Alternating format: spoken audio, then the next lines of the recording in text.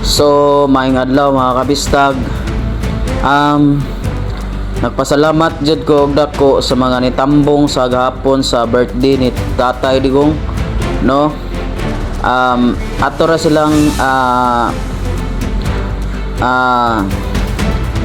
ingnon nga daghang kayong salamat ninyo sa pag ubay sa mga Duterte's family, sa mga labi na dito sa Japan sa Netherlands, kung asa na kuan si Tatay Digong nga tuwa siya dito na detain. So karon naara ko isingit nga gamay.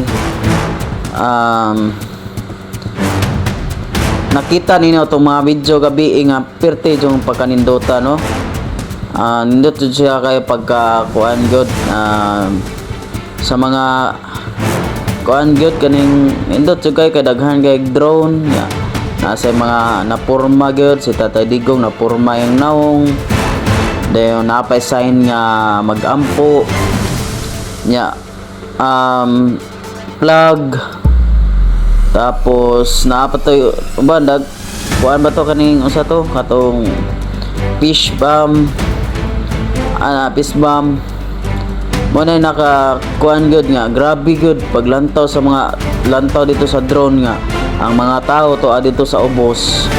Nindot kay lantawon kay pertigong nga taas sa patigong kadaghan yung tao good, no? Sa mga katong niingon ni Duterte, sa mga Duterte nga kuan ko daw kuno kaning vlog ra kuno sa Facebook lang, sa YouTube, sa kuan nya wala kuno nalusot sa dagong network. Sultian la ta mo sa katong ni kuan ingangano god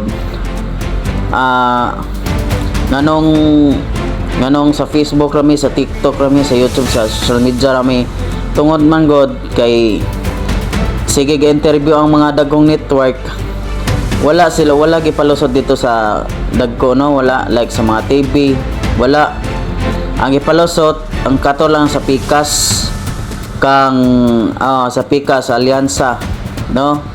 Dire na ako i-mention ang pangalan basta mga alyansa mo na nga sa takaibaw gibayran ba ka, kontrolado ba ka, di man takaibaw, di man sa takaingon nga gibayran na kay wa man gitaw am ta ebidensya. Ako lang kusog man kaha mo, nakusog man kaha mo ka lang sad, no?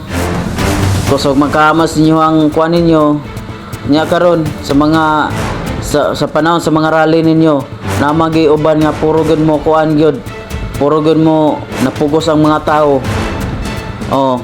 Like dito sa Dumaguete napugos ra man gito mga tao dito, no?